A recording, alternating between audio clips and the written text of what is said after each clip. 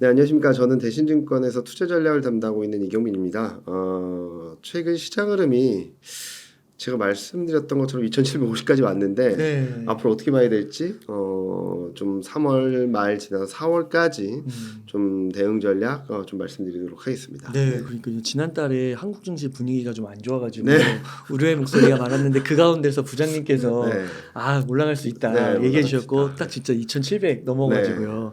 너무 좋은데 어제 또 그 FOMC 그 네. 결과가 나와서 장중에 좀 변화가 많았던 것 그쵸. 같더라고요. 좀 어떻게 보시고 어떻게 보셨나 싶더라고요. 일단은 FMC 결과만 놓고 보면 네. 좋진 않습니다. 어. 왜냐면은 여기 보시는 것처럼 올해 점도표 하향 조정은 점도표는 그대로 유지했습니다. 금리나 세 번으로 유지했는데 25년 점도표는 원래 4번 금리 인하를 3번으로 좀 하향 조정, 그러니까 점도표를 높였거든요. 네. 그러니까 금리 인하 횟수가 줄어든 거죠. 4번에서 3번으로. 그래서 자칫하면 매파적인 해석을 할 수도 있었는데 시장은 그동안 워낙 걱정을 했었다 보니까 네. 좀 반대급부가 좀 들어오는 거라고 안도감이 들어오는 거라고 보고 있고요.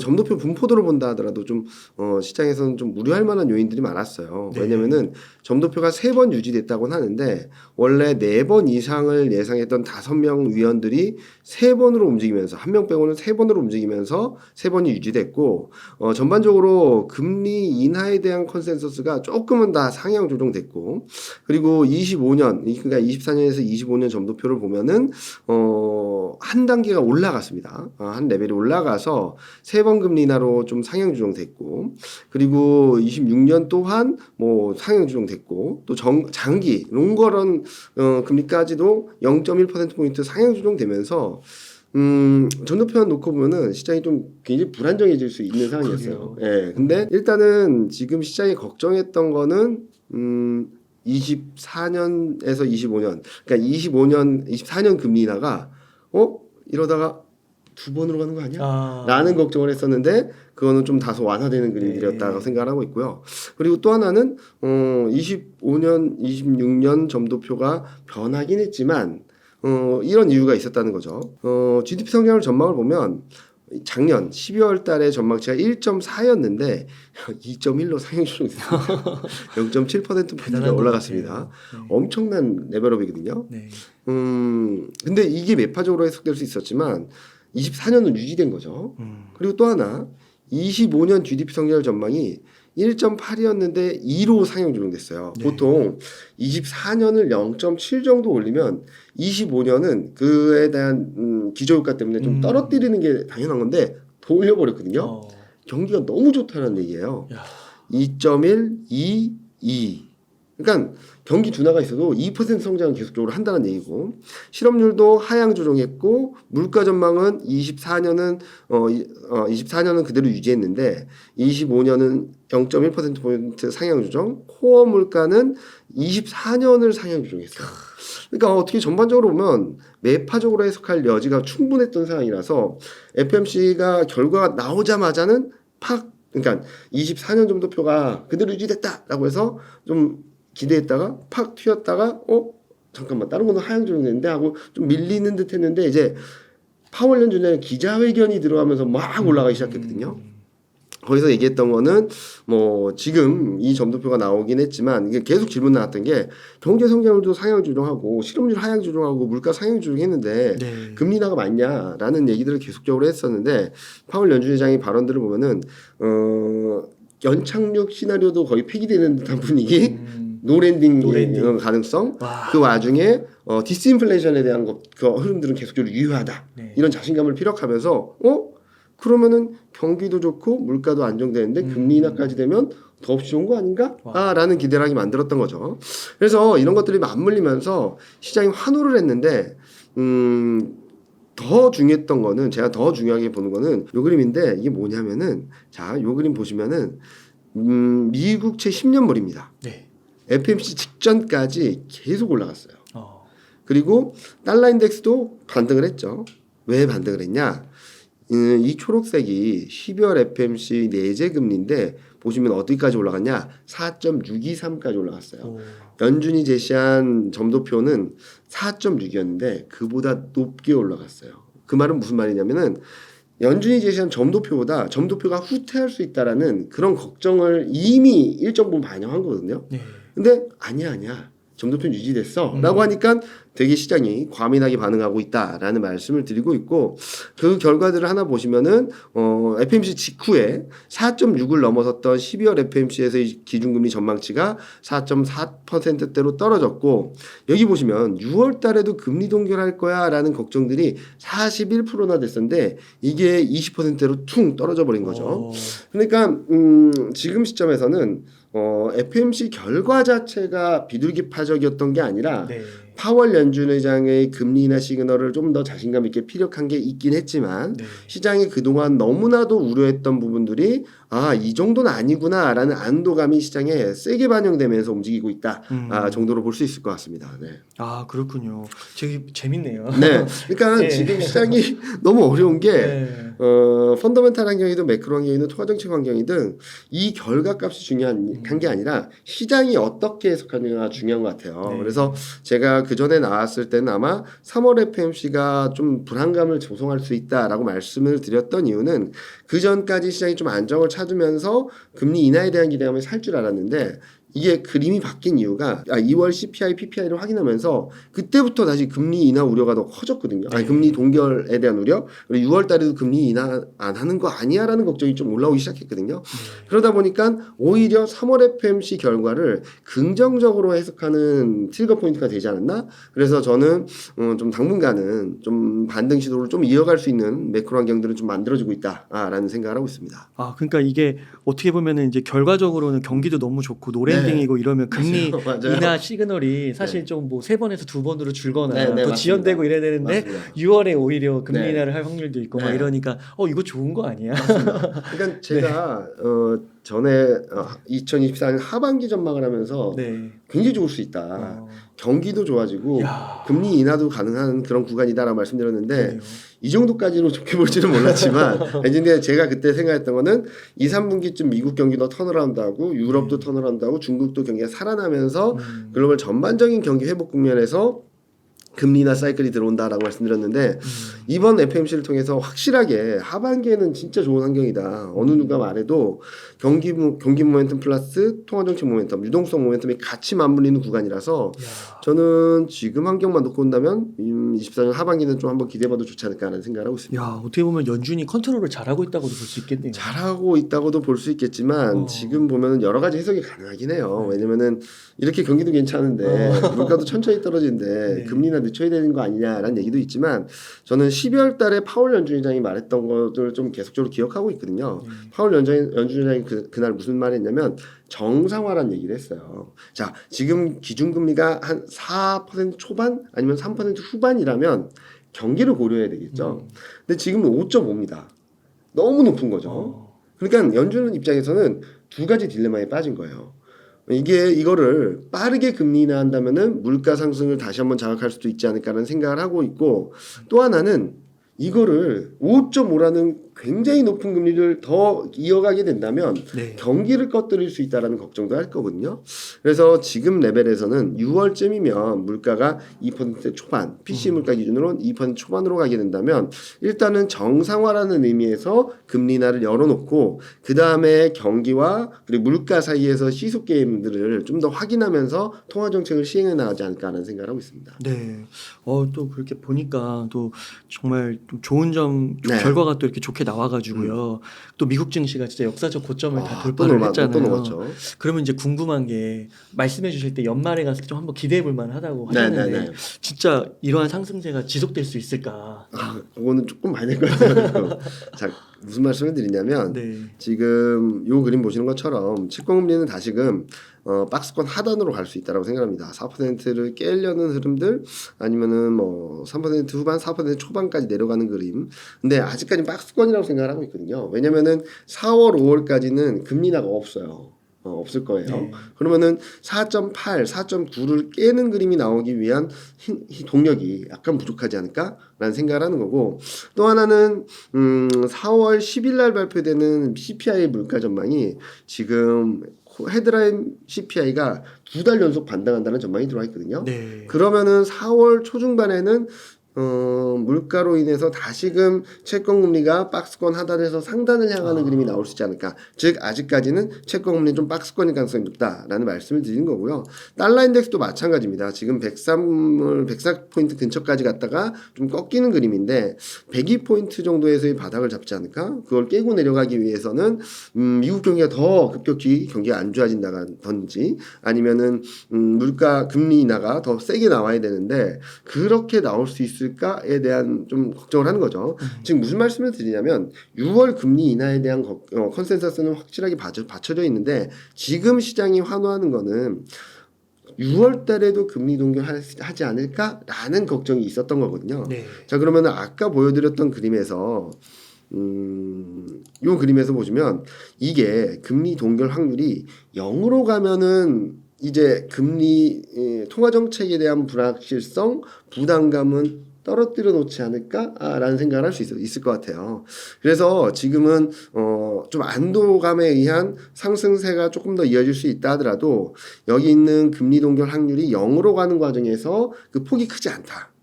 그러면은 증시 반등이나 추가적인 상승 여력도 좀 제한적이지 않을까라는 생각을 하는 거고요. 즉 하반기까지 열어놓으면 시장 굉장히 좋다라고 생각을 하는데 지금 4월, 5월 정도까지만 놓고 본다면 네. 지금 시점에서 치고 올라갈 수 있을 만큼의 동력이 있을까라는 고민을 하고 있습니다. 좀 더 지켜봐야겠네요. 조금 더 지켜보자. 6월까지는. 네. 자, 보시면은 이게 미국 증시인데요. 보시면은 뭐 지금 S&P 500은 5,100, 5,200을 넘어서면서 좀 오버슈팅 구간에서 있어요. 자, 근데 왜 이게 오버슈팅이 가능했냐? 나스닥 같은 경우가 16,500에서 17,000까지는 조금 더 열려 있어요. 그래서 같이 움직이다 보니까 이제 오버슈팅이 있죠. 근데 저는 여기서 바로 치고 올라가는 그림이라기보다는 나스닥은 16,500에서 17,000, 17,000선 정도에서 좀 막히면서 그때부터는 좀 조정 국면이 있지 않을까 하는 생각을 하고 있어서 단기적으로는 S&P 500은 5,000선 전후 그리고 나스닥은 15,600에서 15,800선 전후 그래서 단기 지지력 테스트를 할 수 있어서 지금은 더 세게 치고 올라가는 그림보다는 약간 오버슈팅 했다가 다시금 좀 쉬어가는 국면으로 아마 4월 초순을 지나면서는 그럴 가능성이 높지 않을까라는 말씀을 드리고 있습니다. 네. 그리고 또 하나 보실 거는 이 그림인데요. 지금 여전히 투자 심리는 되게 과열권이에요. 그리고 Fear and Greed 인덱스 또한 지금 익스트림 그리드와 그리드 영역에서 지금 몇 달째 노는지 모르겠습니다. 야. 지금 연초 이후 이 75를 중심으로 올라갔다 내려갔다 올라갔다 내려갔다 하면 반복하거든요.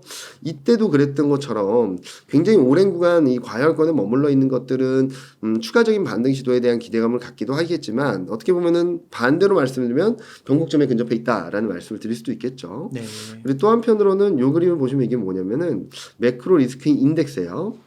내려가면은 리스크에 대한 민감도가 약해지고 있다. 리스크 온 시그널이라는 얘기를 하고 올라가면은 리스크 오프, 리스크의 민감도가 높아지고 있다라는 얘기를 하는데 지금 보시면은 다 바닥권입니다. 여기 0.2 밑으로 내려왔다는 얘기는 더 떨어지는 룸이 많지 않다.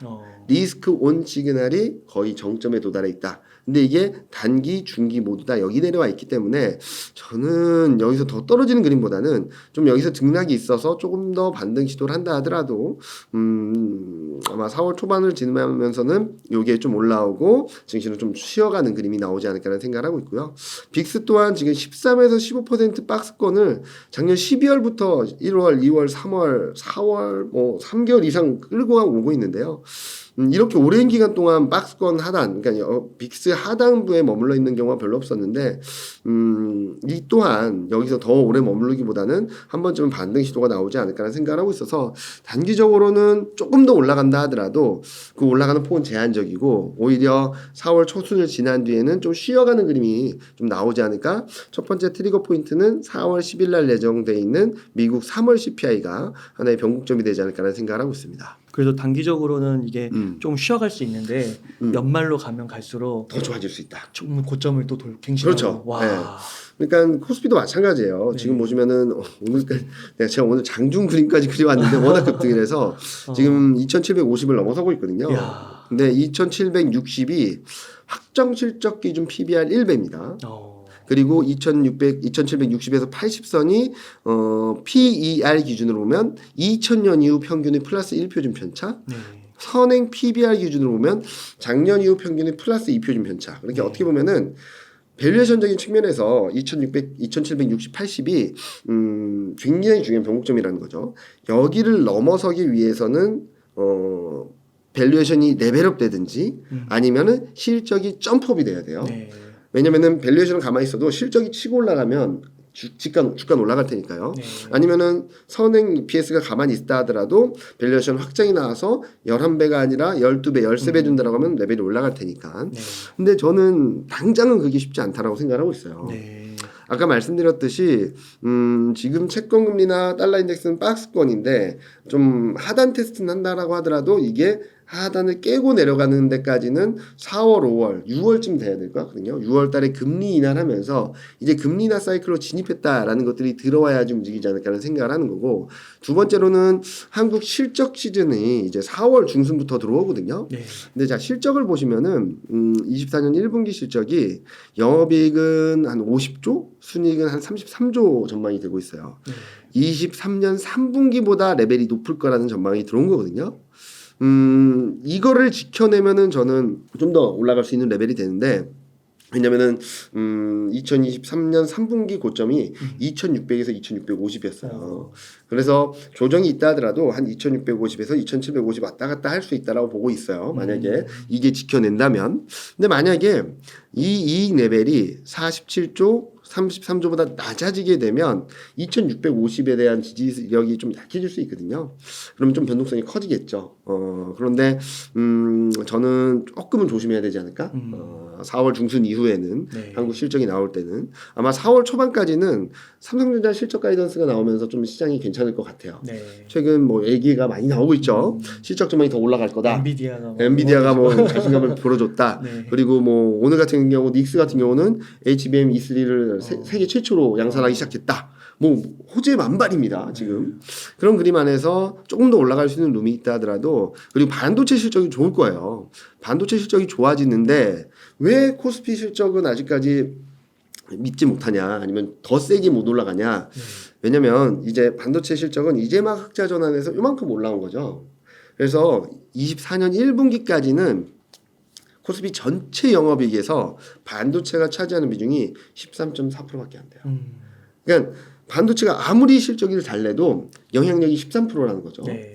나머지 87%가 다른 업종에서 나오는데 지금 뭐 실적 시즌이 아직 도래하지도 않았음에도 불구하고 여기 보시면 디스플레이, 조선, 비디오 교육, 에너지, 화장품 의류, IT 가전, 화학, 소매유통, 기계, 이런 업종들이 실적 전망이 여전히 떨어지고 있어요. 네. 이런 그림들을 본다면 저는 실적 시즌 동안에는 조금은 반도체를 제외한 업종들이 실적 전망이 좀 불안정해지면서 시장의 변동성을 좀 자극할 수 있지 않을까라는 생각을 하고 있고요. 그리고 또 하나 보시면은 이게 전체 수출인데요. 반도체 수출은 고공행진 중입니다. 네. 근데 자동차가 꺾였고요. 네. 통신, 그러니까 핸드폰은 지금 레벨이 훅 떨어져 버렸어요. 네.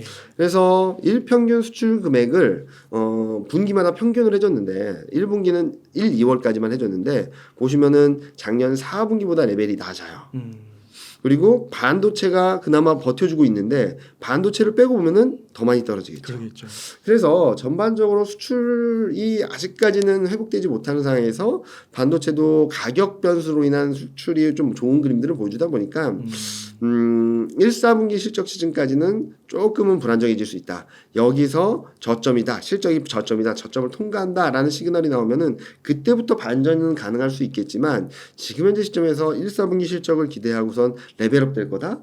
또는 채권금리가 3.8 깨고 내려가는 그림이 나오면서 밸류에이션이 확장될 거다라고 기대하기는 4월 10일 CPI 그리고 4월 중순 이후 실적 시즌을 조금 더 확인하고 가자라는 말씀을 드리고 싶습니다. 그럼 2분기는 조정 가능성이 조금 그쳐지는 걸까요? 네, 2분기는 조금 쉬어가는 가능성이 높다. 그래서 제가 큰 그림을 그리는 게 3월 FMC 전후 4월 초반까지는 2750, 좀 오버시티 나오면 2800 근접하는 숫자는 나올 수 있어도 여기서 치고 올라가는 그림보다는 좀 쉬어가는 그림.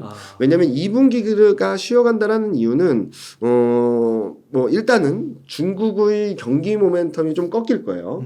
이번에 1월, 2월 누적 소매 판매 산업 생산이 굉장히 잘 나오긴 했는데 기저효과로 인해서 꺾이는 모습들을 보여줄 거고, 최근 미국 소매 판매나 여러 지표들을 보면은 둔화 속도가 좀 빨라질 수 있어요라는 시그널들을 보여주고 있거든요. 네. 그런 것들을 조금 체크해봐야 되고요. 그리고 CPI 지금 보면은 3월, 4월까지 헤드라인 CPI는 좀 반등을 할 수 있는 여지가 있어요. 유가도 81달러, 80달러 수준에 있고 그런 것들이 좀 안 물려 있다 보니까 경기는 둔화되는데 물가 둔화 속도는 좀 더 떨어지고 헤드라인 CPI는 반등을 하고 그러면은 경기 둔화 플러스 통화 정책에 대한 불안 심리가 조금 더 들어올 수 있거든요. 그리고 한국 같은 경우는 실적에 대한 불확실성이 남아 있고 그래서 아마 4월, 5월 길면은 5월 중후반까지 6월 초중반까지 코스피는 좀 조정을 받으면서 5월, 6월 FMC 결과에 따라서 바닥을 잡으면서 금리 인하 사이클로 들어가기 시작하면 본격적인 추세 반전이 나타나지 않을까라는 말씀을 드리는 부분입니다. 그래서 지금은 코스피가 2,750 그 이상으로 가는 그림이 나온다 하더라도 저 이런 말 가끔 드리는데 계륵과 같은 장세예요. 아시죠? 이렇게 네. 닭 중에 닭가슴살이 아니라 닭 갈비뼈. 없으면 좀 아쉽고 네. 있어도 좀 막 그런 약간 그러니까요. 그래서 저는 최근 말씀드렸던 게 단기 트레이딩 하시는 분, 짧게 매매 가능하신 분은 네. 좀 수익이 날 수 있는 구간이긴 한데 좀 길게 보시는 분들한테는 오히려 2,750을 넘나드는 그림이 나오면 네. 현금 비중을 확보하자. 네. 라는 말씀을 드리고 있어요. 그리고 최근 증시 흐름들을 한번 보시면 다 같이 올라가는 게 별로 없어요. 그리고 눌려있던 애들이 올라가거나 단기적으로 올라왔다 좀 꺾였다 다시 올라가는 그림이 나오고 있어서 저는 지금은 두더지 잡기 게임이 벌어지는데 잘 피해야 된다. 퉁 올라오면 꺾일 겁니다. 네. 퉁 올라올 때 더 사는 전략이 아니라 팍 치고 올라왔을 때 좀 정리하고 좀 등락을 기다리고 좀 훅 밀렸을 때는 좀 샀다가 반등하면은 좀 팔고 되게 피곤한 구간이에요. 그래서 제가 이런 말 했더니 어떤 분이 그거 어려워서 어떡하냐. 그래서 그런 분들한테는 지금은 2,750에서 50 이상에서는 욕심낼 구간이 절대 아니고 좀 오히려 현금을 확보해서 네. 다음에 조정 깊이가 어딜지 제가 지금 보는 것처럼 2,500일지 아니면은 2,600 초반일지 거기서 한 번 정도 더 살 기회가 있을 테니까 그때를 기다리는 게 낫겠다라는 말씀을 좀 드리고 싶습니다. 네. 그림상으로는 한 3분기 정도. 2분기 말에서 3분기 초, 3분기 초. 그러니까 6월 15일인가가 아마 6월 FMC일 거예요. 네. 그때를 전후로 해서 한번 변곡점이 나올 테니까 그때를 기다리는 게 맞겠다. 이런 말도 있죠. 세린메이라고.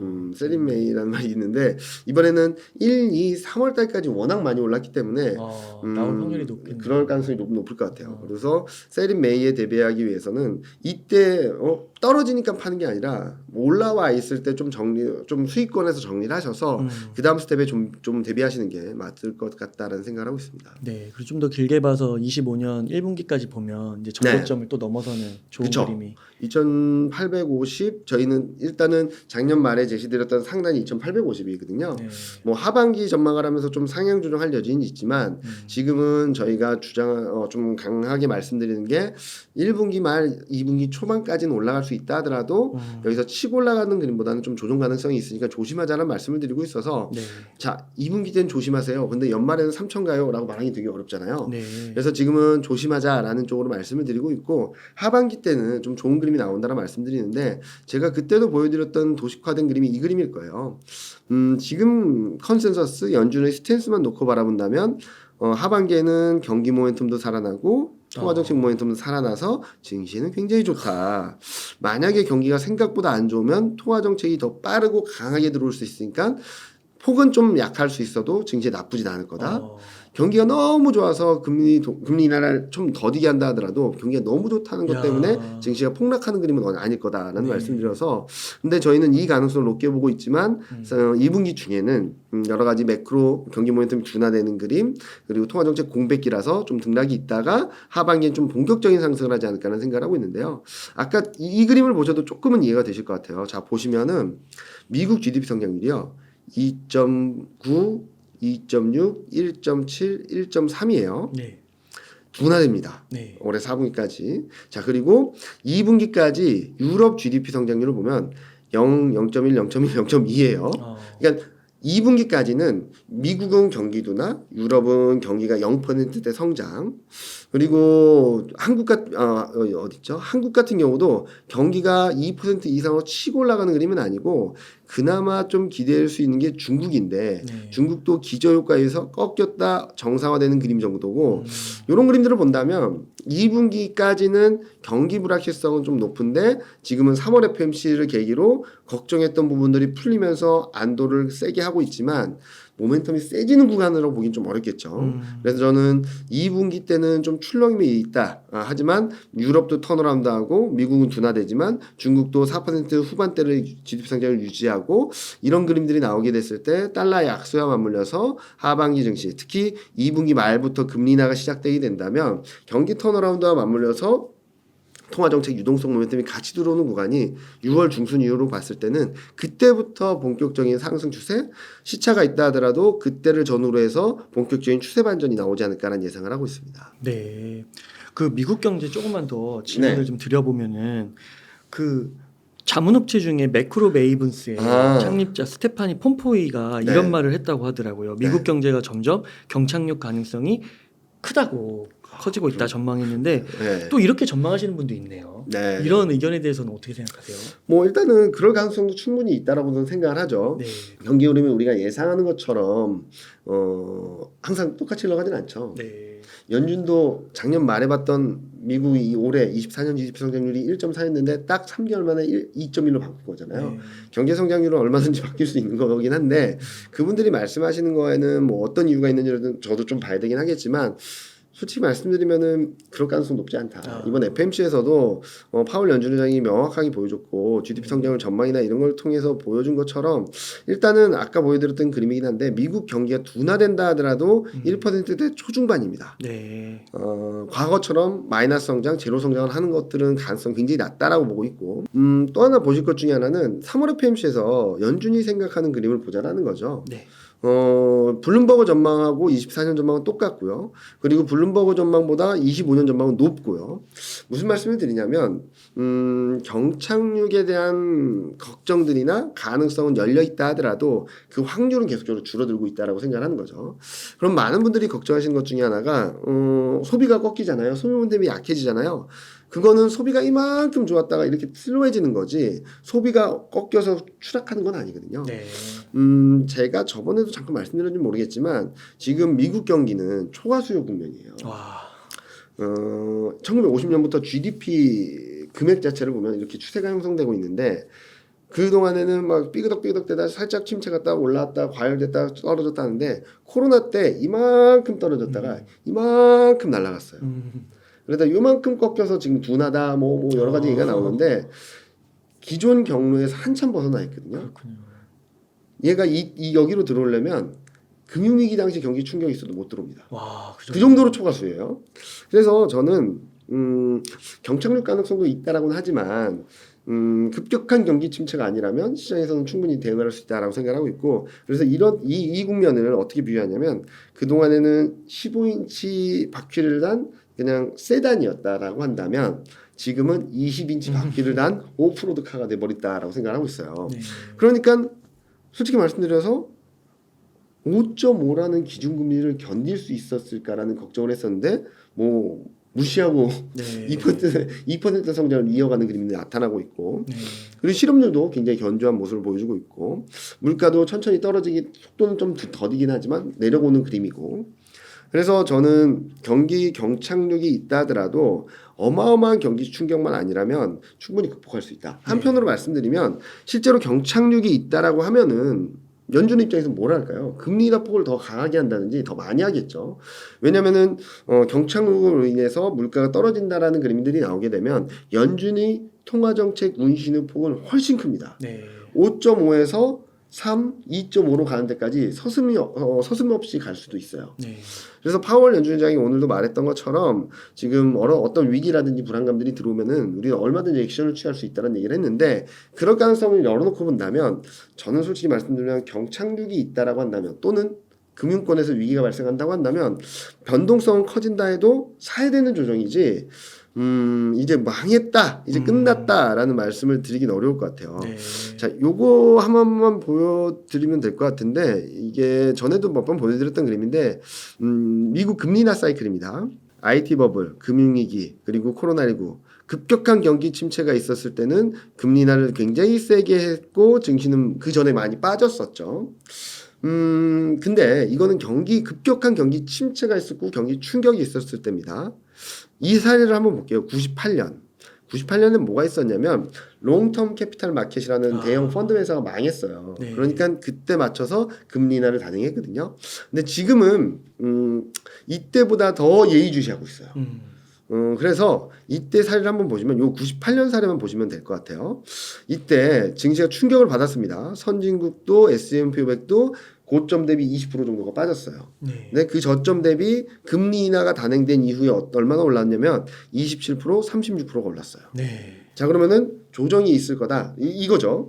제가 생각하는 거는 4월, 5월 중에 그럴 가능성도 있다라고 생각을 하는데, 자, 지금 3월 말 4월 초에 코스피가 2,750, 60 좀 더 올라가면 2,800 근처까지 올라갔을 때 현금 비중을 어느 정도 확보를 하시면은 이처럼 뭐 위기 상황이 없었다라고 하면은 95년처럼 거의 조정이 없거나 네. 2019년처럼 한 6, 7% 조정이 있거나 그때 사시면 되고요. 만약에 위기가 발생했다 그럼 매수 타임이 좀 더 늦춰서 10, 15% 빠졌을 때 적극적으로 사시면 되겠죠. 그래서 제가 지금 현금 비중을 또 좀 늘려가자라는 말씀드리는 것은 지금 현재 기조만으로 노랜딩 가능성이 높아지고 있는 상황에서 그럼에도 불구하고 과열 매물 소화 과정은 불가피하고 한국 같은 경우는 지금 실적에 대한 불확실성이 남아있고 과열 매물 부담이 커지는 상황에서 글로벌 경기가 아직까지는 둔화되는 그림, 네. 유럽은 아직 못 올라오는 그림, 그리고 물가가 헤드라인 CPI에 반등할 수 있는 그림들이 4월, 5월 달에 목격이 되게 된다면 시장은 좀 불안정해질 수 있으니까 그때를 대비해서 좀 현금을 확보하자. 만약에 여기서 무난하게 지나가게 되면 2600선에서 살 기회가 올 것이고 만약에 출렁임이 크다고 하더라도 2500 또는 그 밑에서 또 한번 살 기회가 올 테니까 그때를 대비하자는 차원에서 지금은 너무 환호하지 말고 제가 몇 달째 말씀드렸던 것 같은데 더 올라갈 것 같을 때 좀 현금 비중을 확보하고 더 떨어질 것 같을 때 적극적으로 샀으면 수익률이 꽤 많이 나왔을 것 같거든요. 지금은 더 올라갈 것 같은 느낌이 들 때 조금은 냉정을 찾아야 될 때다라는 말씀을 드리고 싶습니다. 네. 그 금리를 더 이상 오르지 않는다. 네. 그 전제하에 지금 물가 수준은 네. 2% 이하로 잡을 수는 있다고 보는 걸까요? 2% 이하는 저도 잘 모르겠어요. 2% 이하까지는 잘 모르겠는데 네. 일단은 파월 연준의장이 말하는 부분은 요거 같아요. 유가 때문에 등락은 있을 거라는 거죠. 여기 보시면 클리블랜드 연회에서 발표하는 전망하는 GDP 인플레이션 나우를 보면은 자 헤드라인 CPI는 반등을 할 거예요. 2월 달에도 반등했고 3월 달에도 좀 더 올라올 수 있습니다. 그런데 코어 물가를 보면 계속 둔화됩니다. 네. 특히 연준이 주목하고 있는 PC 물가를 보면은 헤드라인 물가는 계속적으로 떨어지고 코어 물가는 2.8, 2.7, 2.67 속도는 더디지만 내려가는 그림이고 헤드라인 PC 같은 경우는 유가의 영향으로 반등은 하지만 그 흐름들이 뒤집어질 정도는 아니라는 거죠. 여전히 2%대 초중반에 위치해 있고 디스인플레이션 흐름, 그러니까 코어 물가가 내려가는 그림이 깨지지 않는 한 이런 흐름들에 의해서 큰 흐름들이 바뀌지 않는다면 통화 정책은 여전히 유효하다라는 것들을 보실 수 있을 것 같다라는 말씀을 드리고 있고요. 물가 전망 좀 더 가변적인 흐름들을 봐야 되겠지만 솔직히 말씀드리면 저는 유가가 지금 $80 이상에 있는 거는 박스권 상단인 것 같아요. 그래서 유가가 더 올라가지는 않을 거라고 생각하거든요. 그렇게 되면 물가 부담이 떨어지게 되면은 이제 3월, 4월까지 반등을 한다 하더라도 5월, 6월 달에 볼 수 있는 그러니까 5월, 6월 달에 볼 수 있는 물가는 조금 안정을 찾아가면서 시장은 불확실성을 좀 제어해주지 않을까? 그런 와중에 경기가 바닥을 잡고 물가는 다시금 내려가고 그리고 통화정책, 금리 인하 사이클에 들어가게 된다면 시장은 더없이 좋은 환경이 만들어질 수 있다라고 생각하고 있습니다. 4월, 5월, 길면은 6월 초중반까지만 조심하면 굉장히 좋은 환경이 다시금 재현될 수 있다라고 생각하고 있습니다. 지금은 잠깐 올라가더라도 네. 거기서 더 태울 게 아니라 그렇죠. 현금을 일정 부분 네. 확보하자. 지금 많은 분들이 그 생각하실 거거든요. 더 올라갈 것 같아요. 맞아요. 지금이라도 사야 돼. 네, 이제 왔어. 왔어, 그렇죠. 근데 지금은 그렇게 욕심 날 때 오히려 잠깐만 더 올라갈 것 같을 때 좀 비중을 줄이자, 현금을 확보하자라고 했지. 일단 조금만 천천히 가볼까? 아니면은 내 주식 비중 많으니까 좀 줄여볼까? 네. 라고 생각하시는 게 조금 더 현명한 투자가 되지 않을까라는 생각을 하고 있습니다. 네. 그러면 이게 글로벌 증시는 네. 이제 좀 긍정적인 시각이 많은 것 같은데 네. 한국의 경우는 아까 GDP도 그렇고 상대적으로 소외된 게 좀 보이는 것 같기는 한 것 그쵸. 같아요. 그래서 이게 원인을 아까 이제 또 중국에서 네. 좀 찾을 수도 있을 것 같긴 한데 이 부분에 대해서 좀 설명 좀 부탁드리겠습니다. 일단은 솔직히 말씀드리면 그동안 중국 때문에 많이 힘들었죠. 네. 너무 많이 힘들었는데 최근 보면은 작가님도 아시겠지만 최근 2월, 3월 흐름들은 그래도 글로벌 증시에서 뒤지지 않습니다. 네. 상위권이에요. 아, 왜 그러냐면 자 많은 분들이 중국 나빠 하고 이렇게 치워놔 놓으셨을 텐데 그동안 발표된 경제 지표들을 보면은 수출 증가율이 서프라이즈를 기록했고요. 네. CPI는 지금 5개월 만에 플러스 반전했어요. 오. 교역이 살아나고 있다. 디플레이션 우려가 완화되고 있다. 그리고 지금 현재 시점에서 이번에 발표된 1월, 2월 누적으로 발표된 산업 생산이 5.3에서 7로 나왔습니다. 좀 둔화될 거로 봤는데 오히려 더 좋았고요. 네. 그리고 소매 판매도 5.6에서 5.5 살짝 떨어지긴 했지만 자 여기 기저효과를 볼게요. 저는 이번에 이 실업 소매 판매랑 산업 생산이 되게 안 좋을 수도 있다고 생각했거든요. 왜냐면은 2022년 11월을 저점으로 23년 4월까지 마이너스 5.9였던 모멘텀이 18.4, 와. 23%포인트가 튀어버렸어요. 그러면은 이 딱 1년 시차를 두고 23년 11월을 고점으로 이게 떨어지는 게 맞거든요. 네. 그게 안 떨어지고 있다는 거예요. 그래서 굉장히 좋은 그림인데 자 보시면은 마이너스 1.8에서 3.5로 그러니까 12월에서 1, 2월까지 한 5%포인트가 레벨업 됐기 때문에 이게 5%포인트 떨어져도 그냥 플랫한 그림인데 네. 오히려 산업 생산은 올라갔고 소매 판매는 플랫했던 그림이에요. 소비가 괜찮고 상생도 괜찮다는 얘기죠. 그래서 저는 지금 중국 경기가 더 나빠지지 않는 그림이다 말씀을 드리는데 근데 아까 이영민 부장 말로는 4월 5월 달에 3월 4월 지표가 안 좋을 수 있다라는 거잖아요 라고 하시는데 자 마이너스 3.5에서 18.4로 올라갑니다. 3월 지표랑 4월 지표가 네. 15%포인트가 레벨업 돼요. 그럼 얘가 얘에서 더 치고 올라가기 좀 어려울 것 같아요. 기저효과가 너무 세가지고 15%포인트라서. 그래서 이게 둔화되는 그림들을 보여주거나 자칫하면은 15라는 숫자 때문에 이게 마이너스로 보여지게 되면은 그때 좀 출렁일 수 있다라는 거지 중국 경기가 나쁘다는 말씀을 드리는 건 아니에요. 네. 그리고 이제 6월, 7월 지표를 보면은 이게 꺾여 내려오거든요. 그럼 이렇게 툭 꺾였다가 다시 올라가서 6월, 7월 달부터 볼 수 있는 경제 지표들은 턴하네? 모멘텀이 살아나네 그림이라고 볼 수 있어서 저는 중국 경기에 대한 흐름들을 보면은 4월, 5월 달에 확인하는 3월, 4월 지표가 좀 많이 둔화될 것 같고 6월, 7월 달에 확인하는 5월, 6월 지표부터는 다시금 턴하는 그림이라서 좀 좋은 그림이라고 보고 있고요. 자 이제부터 중국은 나쁘다라고만 생각하지 마시고 네. 좀 좋게 좀 천천히 보자. 네. 왜냐면 여기를 보시면은 자 1년 내내 떨어지던 M1 증가율이 12개월 딱 1년 만에 플랫해졌습니다. 네. 그리고 다시 투자 지표가 3.2에서 4.2로 이렇게 올라오고 있어요. 네. 경기 나빠 할 때는 계속 떨어졌던 그림이 확실하게 고개를 드는 모습을 보여주고 있거든요. 자 이게 뭐냐면은 작년 7월부터 굉장히 세게 들어왔던 경기 부양 정책 그리고 재정 효과 네. 이런 것들이 조금씩 반영되기 시작하는 거다. 시차를 두고 반영해서 본다면 1년 정도 시차를 두고 보면 24년 하반기에는 중국 경제가 생각보다 괜찮을 수 있다는 시그널들이라서 좋게 봐야 된다는 말씀드리고 있고요. 그리고 또 이렇게 중국 경기가 좋아진다고? 그러면은 화장품 의류, 철강 이거 봐야 되는 거 아니야? 전 IT예요. 또. 네. 왜냐면은 이번 양회에서 중국 정부가 업무 보고를 했는데 주요 아젠다를 정리하면 첫 번째가 미래산업, 양자 정보기술 그리고 생명과학 등 신규 사업 개발, 두 번째가 디지털 경제, AI 플러스 액션 플랜, 세 번째가 소비인데 이것도 되게 주목해서 봐야 됩니다. 이구환신, 옛 것을 버리고 새 것으로 교체하자라는 건데 무슨 말을 했냐면 커넥티드카, 전기차, 전자제품입니다. 자, 이 첫 번째, 두 번째, 세 번째 아젠다가 모두 다 IT, 반도체, 인터넷, 전기차 이런 쪽이에요. 네. 자, 그럼 경기가 살아난다 그러면 뭘 봐야 될까요? 이런 쪽을 봐야겠죠. 네. 그래서 최근 2차 전지, 특히 중국 쪽 2차 전지가 막 튀는 그림이 나오고 한국 반도체도 좀 움직임직하는 그림이 나왔던 거는 중국 경기 회복에 대한 기대감들이 좀 살아나면서도 좀 움직였던 것이 아닌가라는 생각을 하고 있다라고 봐주면 될 것 같고요. 그래서 중국 경기는 아마 중국 증시는 아마 이런 식으로 할 거예요. 지금 중국 상위 종합지수 기준으로는 3,080에 근접했는데 좀 더 올라온다 하더라도 3,100 돌파 시도 정도지 여기서 쫙 치고 올라가는 그림은 좀 어렵다라고 보고 있거든요. 왜냐하면 아까 말씀드렸듯이 4월, 5월 달에 보는 실물 지표들이 꺾이는 그림들이 나오게 된다면 시장에서는 좀 박스권 등락 2,900에서 3,100 정도의 박스권 등락을 좀 이어가다가 하반기에 경기가 턴어라운드 한다는 그림이 나오면서 쭉 치고 올라가는 그림이 나올 수 있다라고 생각하니까 지금은 미국, 한국, 중국 증시가 전반적으로 박스권 상단에 근접했다 정도로 보시면 될 것 같고 등락이 있다 하더라도 치고 올라가는 그림보다는 좀 정점을 형성하는 과정이 되지 않을까라고 생각하고 있어서 아직까지는 조심할 때다라는 정도로 말씀을 드리고 있습니다. 그러면 중국 증시도 앞으로 좋아지는 확률이 높아지는 거고요. 하반기 때는 확실하게 3,200, 3,300을 가는 그림이 나타날 수 있다라는 말씀을 드리고 있고요.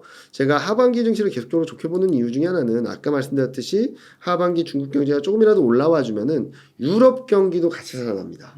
유럽 경기가 같이 살아나면 달러 약세력이 커지고 달러 약세력이 커지면 신흥아시아 증시가 조금 더 주목을 받을 수 있는 유동성 흐름이 바뀔 거거든요.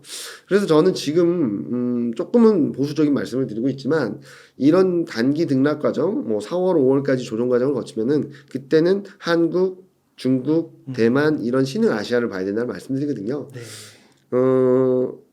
계속적으로 반대로 돼 왔습니다. 무슨 말씀을 드리냐면 연초에 또는 매년 초반에 매년 말이나 그 다음에 초반에 있었던 컨센서스랑 정반대의 그림들이 계속적으로 반복돼 왔거든요. 첫 번째 21년 1월 코스피가 어마어마한 상승을 했을 때 모든 사람들이 동학개미운동 한국 증시만이 살 길이야 했는데 그때가 한국 증시 상대적 강세 최정점이었어요. 네. 그 다음부터는 쭉 떨어졌고요.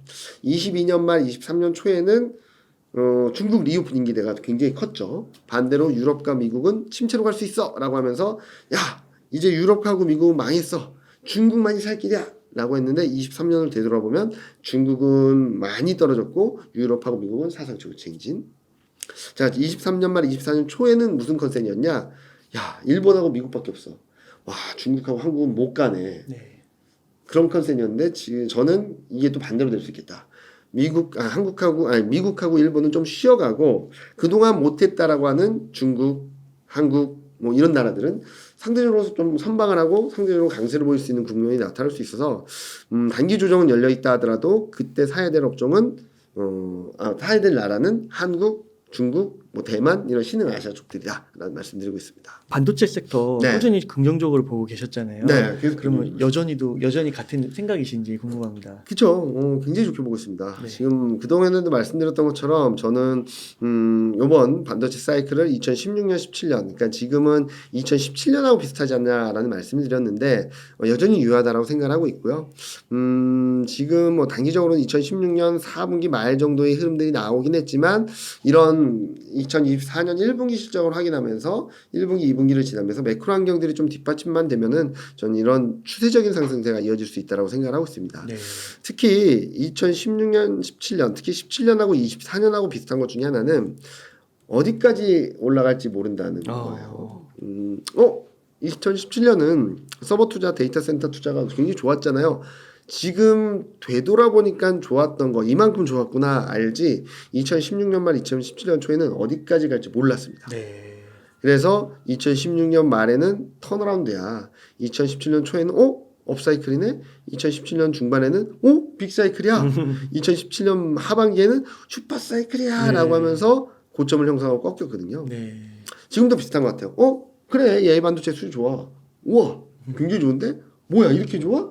더 좋아진다고? 뭐 이런 상황이라서 지금은 업사이드가 높아지고 있다는 점들이 더 긍정적으로 봐야 되는 구간이 아닌가라는 생각을 하고 있어서 올해는 뭐 등락이 있다 하더라도 반도체는 계속적으로 오버히트해서 들고 가야 된다는 말씀드리고 있습니다. 그러면은 그 반도체 쪽은 아무래도 엔비디아가 네. 기간주라고 할 수 있잖아요. 엔비디아 이 고공행진이 앞으로도 이어질 거라고 보세요. 이어지겠죠. 근데 좀 몇 가지만 말씀드리면 지금 여기 보시는 게 AI5라고 하는 신조어가 또 나왔어요. 네. 마이크로소프트랑 엔비디아입니다. 근데 최근 보면은 엔비디아는 26년까지 실적이 쭉쭉쭉 올라가요. 와. 마이크로소프트도 쭉 올라가요.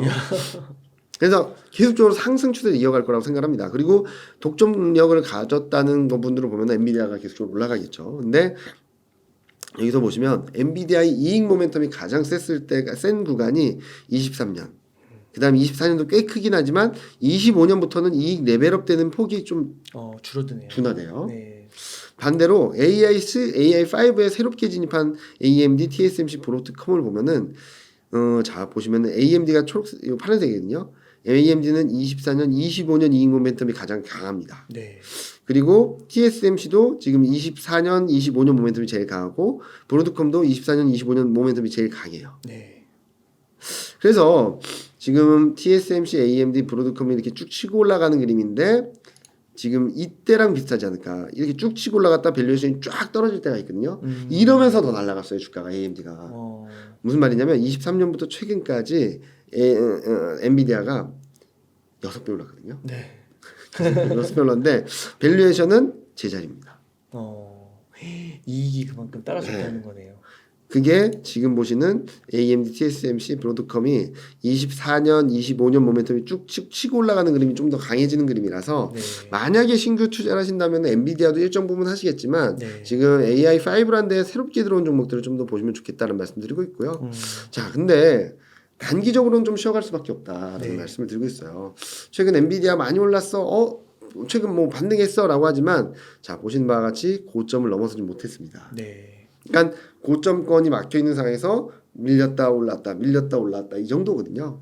자, 이 그림을 다시 천천히 보시면은 지난번에 얼마였죠? 970달러였나요? 950달러였나? 그때가 저는 오버슈팅이라고 생각을 했어요. 그때 쫙 치고 올라갔다 고점 대비 11%가 빠진 날이 있었거든요. 네. 그 상단을 넘어서지 못하면 엔비디아는 당분간 잘하면 박스권 아니면 조금 더 밀리는 그림이 나올 수 있어서 저는 엔비디아 투자하시고 싶은 분들은 지금 따라갈 때가 아니라 1차적으로는 850, 2차적으로는 800, 3차적으로는 750 이렇게 세 구간으로 나누셔서 좀 분할 매수하시면 좋지 않을까라는 말씀을 드리고 있고요. 즉 추세적인 상승에 대해서 말씀을 드린 게 아니라 지금은 단기간에 급등한 데 따른 쉬어가는 물량소와 과열 해소 과정이 있을 수밖에 없다라는 말씀을 드리고 요와 매길 닿아 있는 닉스 같은 경우도 비슷한 그림이에요.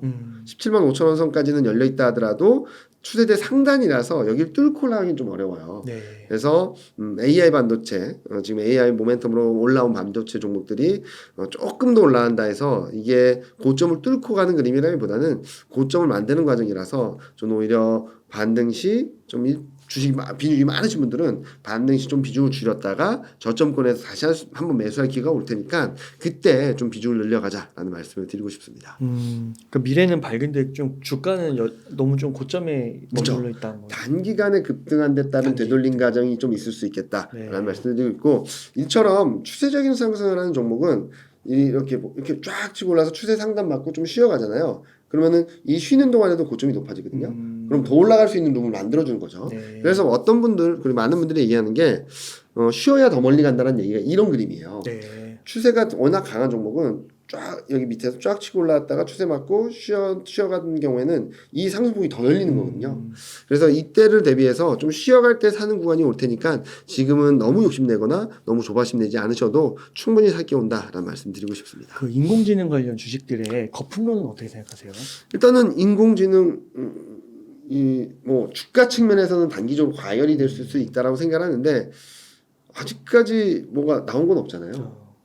뭐가 나와서 이게 된다 안 된다라는 검증 구간에 들어가면 될 텐데 저는 아직까지는 우리가 생각할 수 있는 영역 그리고 레벨업에 대한 기대감 그리고 상용화에 대한 기대감 그런 그림을 그려갈 수 있는 구간이라서 단기적으로는 거품 논란, 과열 논란이 있다 하더라도 이것들이 하나둘씩 인공지능에 대한 제품, 상품, 서비스들이 하나둘씩 늘어날 때마다 좀 더 레벨업 되는 그림들을 충분히 열어놓을 수 있겠다는 생각을 하고 있습니다. 그러면 엔비디아를 살펴봤는데 삼성전자도 여쭙고 싶은데요. 삼성전자 어제 또 막 급등을 했잖아요. 네. 어떻게 봐야 되는 거예요? 제가 최근 몇 주 동안 네. 전자 좋다. 닉스 줄이고 전자 사라. 라는 말씀을 드렸거든요. 네. 근데 딱 이틀 만에 제가 생각했던 영역까지 다 왔어요. 왔어요. 그러니까 지금 요 밑에 그림 보시면은 전자는 지금 뭐죠? 올해 초에 고점 찍고 거의 3개월 동안 박스권이었습니다. 근데 네. 3개월 박스를 그려오는 상황에서 상승 추세대 그리고 200일 이동평균선을 깨지 않았어요. 그리고 그저께 급등하기 직전 날 마이너스로 가다가 확 플러스로 제로 보합권에서 장을 마친 적이 있거든요. 네. 그때 딱 지지선을 보여줬던 게 200일 이동평균선이었어요. 올라가겠다. 근데 너무 빨리 올랐죠. 딱 이틀 만에 78,000원 넘었습니다. 그래서 오버싱이 나온다면은 82,000원까지는 좀 올라갈 수 있다고 생각을 하거든요. 네. 근데 얘도 지금 실적은 좋긴 하겠지만 지금 1분기 실적에 대한 부분들을 컨센서스가 4조 9천억 정도거든요. 네. 지금 5조 2천억, 5조 4천억까지 나올 수 있다는 기대감을 이렇게 높이면서 지금 주가 레벨을 8만 원에 붙여놓고 있는 상황이라서 저는 전자 그동안 기다리셨던 분들은 좀 차익 실현할 구간이고 저는 지금은 78,000원, 79,000원 선에서 3,000원 먹겠다고 더 욕심을 내기보다는 조금은 톤다운하자. 사고 싶은 분들은 좀 기다리시고 비중을 충분히 실어서 수익이 나시는 분들은 조금 줄였다가 다시 보자. 근데 저 고점에서 좀 기다리시는 분들은 좀 더 기다리자. 네. 좀 더 시간이 걸리겠지만 올해 연말 내년 초에는 여러분들이 생각하셨던 갖고 계신 금액보다는 더 올라갈 테니까 좀 더 기다리자. 그렇다고 해서 전자가 여기서 막 무너지는 그림은 아닐 거라고 생각하거든요. 네. 아마 7만 원 초반에서 또 지지력 테스트가 있을 테니까 그때 모아가는 게 좀 더 낫지 않을까라는 생각을 하고 있습니다. 네. 또 부장님께서 지난달에 오셔가지고 네. 반도체 2차전지 인터넷 주식 말씀이셨거든요. 아, 인터넷. 그래서 인터넷 카카오 반등세가 이게 범상치가 않은데 네. 카카오의 주가에 대해서도 한 말씀 부탁드리겠습니다. 일단은 뭐 실적 측면에서는 그리고 턴어라운드 측면에서는 이등주가 계속적으로 주목을 받을 수밖에 없는 환경이긴 하죠. 네.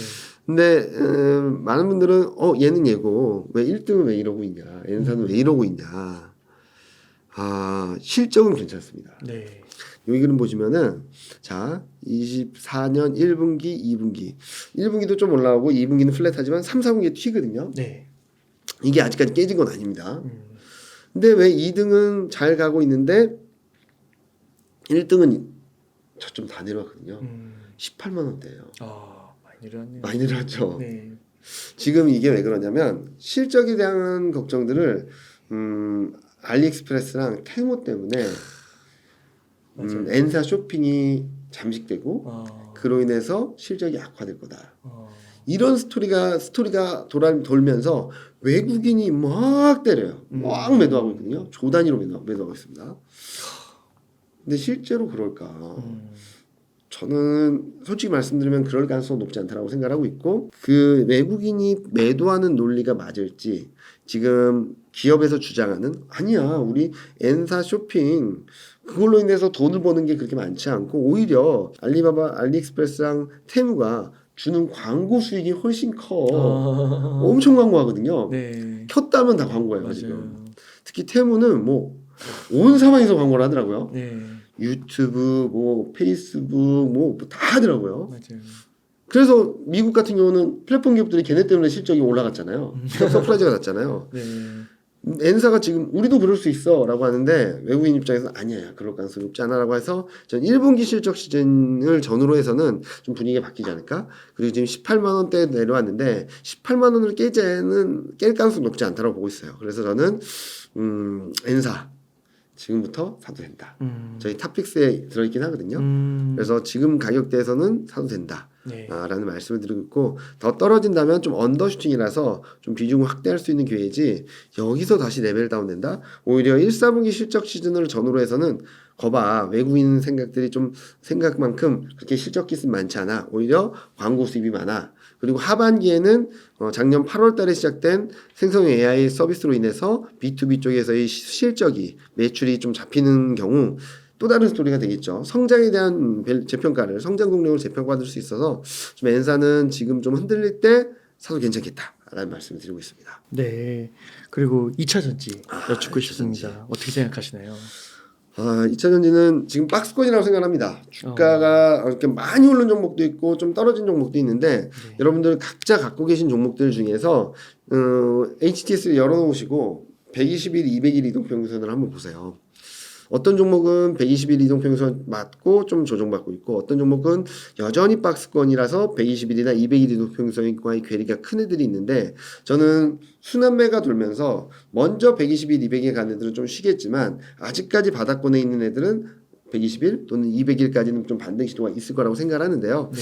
그럼에도 불구하고 아직까지 박스권이다. 네. 왜냐면 1분기 실적 시즌을 확인해야 된다. 아직까지 12개월 선의 EPS는 떨어지고 있고 그리고 2차전지 테마지수 PR은 저점권을 반등을 하고 있지만 자 여기 보시면 24년 1분기 실적이 저점이고 2, 3, 4 이렇게 튀는 그림이라고 전망이 들어와 있어요. 네.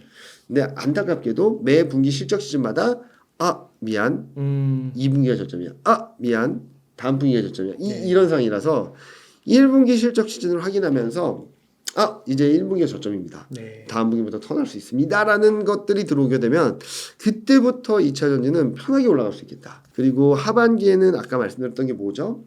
달러 약세. 네. 그럼 원자재 가격이 전반적으로 안정됩니다. 그러므로 인해서 2차 전지는 좀 더 하반기에는 좀 더 긍정적인 그림이 열어놓지 않을까? 자, 이 하반기에는 어떤 그림이 만들어지면 원자재 시장에서는 금리 인하 플러스 달러 약세가 만들어진다는 거예요. 그럼 원자재 시장 전반에 좋을 수 있습니다. 네. 지금 2차 전지 중에 못 가는 것들은 관련 원자재 가격들이 계속적으로 떨어져서의 영향도 크거든요. 네. 이쪽이 턴어라운드하게 된다면 그리고 실적 저점을 확인했다라고 한다면 주가는 좀 더 올라가지 않을까? 그래서 지금 4월, 5월, 6월까지는 박스권으로 매매하자.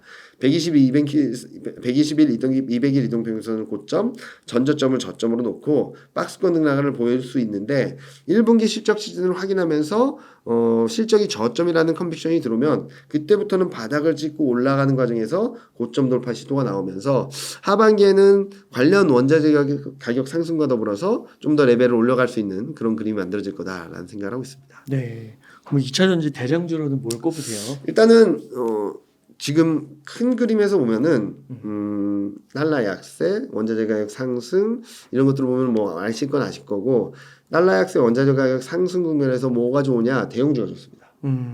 그래서 저는 뭐 소재 업체들도 뭐 관심 많으시겠지만 저는 셀업체 좀 봐야 된다라는 말씀을 드리고 있고요. 그리고 미국으로 진출하는 공장을 짓고 있고 공장을 멀지 않아 지을 수 있는 기업들에 좀 주목을 하신다면 지금보다 좀 나은 수익률을 거두시지 않을까. 그 중에서 좀 덜 오른 것들이 있다면 덜 올랐는데 최근 반등을 했다가 좀 쉬어가게 된다면 걔네들을 좀 밑에서 조정받을 때마다 모아가시면은 아마 하반기 내년 초에는 생각보다 괜찮은 수익률을 거두실 수 있겠다라는 말씀드리고 있습니다. 네, 이렇게 해서 반도체, 인터넷, 엔사 네. 그리고 2차 전지주, 대형주 네. 위주로 이렇게 말씀을 해주셨는데요. 이 밖에도 좀 저희가 주목해야 될 섹터나 기업이 있을까요? 한때 많이 흔들렸었다가 최근 다시 좀 올라오는 게 조선주예요. 조선주는 저번에도 말씀드렸듯이 계속 좋다. 흔들릴 때마다 사자. 노이즈는 있겠지만 부러지거나 조정 크게 받는 그림은 아니다. 흔들리고 불안할 때 계속 모아가자라고 말씀드렸는데 조선주는 실제로 계속적으로 올라가고 있고요. 밸류에이션 낮고 선가는 올라와 있고 수주는 여전히 대기하고 있습니다. 그래서 조선주는 계속적으로 봐야 된다라는 말씀을 드리고 있고 최근 많이 올랐죠. 많이 올랐을 때 많이 올랐다가도 이제 4월 5월 되면 또 얘네들도 좀 쉬어갈 수 있거든요. 이때 쉴 때 앞서 말씀드렸던 반도체, 2차 전지, 인터넷과 더불어서 조선주까지 조정시 매수 전략 가져가시면 아마 하반기 포트폴리오로는 좀 탄탄한 구조를 만들 수 있겠다라는 생각을 하고 있습니다. 그러면 부장님 지금 1억 정도 여유 자금이 있으면 어떻게 투자 전략을 세우시겠나요? 지금은 요 그림으로 말씀드릴게요. 그러니까 아까 좋은 종목들 업종들을 말씀드리긴 했는데 네. 지금 제가 생각하는 올해 상반기 고점권에 거의 다 왔거든요. 네. 저는 여기서는 현금 비중을 80%. 네. 그렇게만요. 네. 그리고 여기 때려와서 2,600 깨졌다라고 네. 하면은 주식 비중 50%. 2,500 근처 왔다. 2,550까지 깨졌다. 그럼 주식 비중 한 7, 80%. 만약에 제가 생각하는 것보다 더 많이 빠져서 2,500이 깨졌다. 그러면 일시적으로 100% 비중을 늘릴 것 같아요. 그러다가 2,500을 회복하고 2,550 간다라고 하면은 100%까지 늘렸던 것 중에 20%를 좀 현금 할부하면서 제가 계속 누누이 말씀드린 건 20-30% 정도의 현금을 갖고 있어야 돼요. 네. 왜냐면 제 예상과 달랐을 때 마지막으로 투입할 수 있는 반전의 계기를 만들어줄 수 있는 그런 자금이거든요. 네. 그래서 아까 말씀드렸듯이 지금 코스피 2750에서는 주식 20%, 여기선 2600 깨지면 주식 50%, 2550 깨지면 주식 80%, 2500 제가 생각하는 언더슈팅이라고 한다면 주식 100%. 네. 그랬다가 언더슈팅에서 벗어나면 현금 20, 30%를 다시 확보해서 어떻게 모를지 흐름들을 보는데 그러면 현금 주식 비중 80%를 갖고 이제 하반기에 그 주식 비중 80%를 들고 있으면 그냥 자연스럽게 저점 대비 한 15%에서 20% 많게는 그 이상 업종이나 종목별로는 그 이상 상승할 수 있는 룸이 만들어져 있어서 지금은 2750 이상에서는 현금 비중을 확실히 확보하고 2600, 2500 그리고 2550 이렇게 깨질 때마다 주식 비중을 계속적으로 늘려가신다면 저는 하반기에는 충분한 수익률을 거두실 수 있지 않을까. 핵심 업종은 반도체, 2차전지, 인터넷, 조선 이렇게 말씀드리고 있습니다. 아, 네, 감사합니다. 끝으로 저희 웅달 책방 시청자분들을 위한 한 말씀 부탁드리겠습니다. 뭐 제가 몇 달째 똑같은 말씀을 드린 것 같아요. 네. 더 올라갈 것 같을 때, 지금 안 사면 큰일 날 것 같을 때, 따라가고 싶을 때, 오히려 주식 비중을 덜어내고 더 떨어질 것 같을 때, 지금이라도 추격 매도해야 될 것 같을 때 용기 내서 사면은 돈을 버는 구간들이 작년 내내 올해도 계속 펼쳐지고 있습니다. 지금 코스피가 2750을 넘나들고 있는데 2800에 당장이라도 갈 것 같고 그러면은 3000이 열릴 것 같은 느낌이 드는데 그럴 때일수록 좀 더 냉정을 찾아야 된다는 말씀 드리고 있고요. 지금 시점에서는 욕심을 내기보다는 좀 욕심을 덜어내고 현금 비중을 좀 더 늘리는 전략이 맞다라고 생각하니까 그렇게 한번 해보시고 제가 다음 달에 또 올 테니까요. 그때 레벨에서 어떤 전략을 취해야 될지 좀 더 자세히 말씀드리겠습니다. 그때까지 잘 리스크 관리 잘 하시면서 지금까지 좀 버셨던 분들은 잘 지키시고 지금까지 좀 못 벌었다 하더라도 조바심 내지 마시고 충분히 살 수 있는 구간 들어올 테니까 그때를 기다리시면서 한 달을 지내셨으면 좋지 않을까 생각합니다. 네, 감사합니다. 이렇게 해서 대신증권의 이영민 부장님을 모시고 이야기를 나눠봤습니다. 긴 시간 동안 유익한 사이트 많이 나눠주셔서 감사의 말씀드립니다. 오늘 고생 많으셨습니다. 네, 감사합니다.